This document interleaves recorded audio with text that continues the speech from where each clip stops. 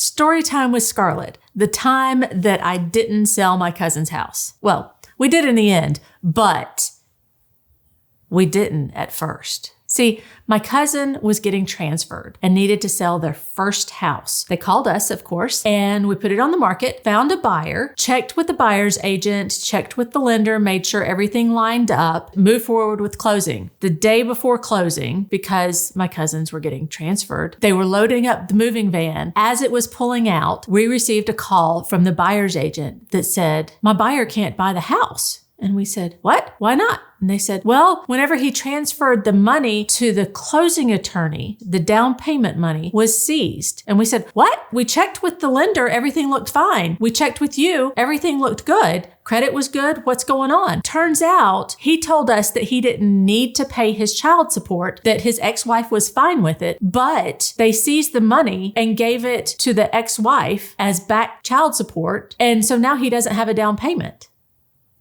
This happened as the moving truck was pulling out of the driveway. It was devastating for us on that end, but thank goodness we did get another buyer really quickly and we got it closed in a very short time after that. But let this be a lesson to you. First of all, pay your child support. I'm not even going to go there with that. Second of all, until you sign on that dotted line at the closing attorney's office and money changes hands and keys change hands, anything can happen. And in this case, the attorney's office, they had to go through all of the steps leading up to closing. They could not let anybody know that this was going on because that was their number one priority, was getting that money so that they could pass it along to where it needed to go. And so they couldn't even warn us, the sellers, that this was happening. So until it closes, anything can happen. If you're thinking of buying and selling in the next year, reach out to me and I'll be glad to give you a checklist to start your process.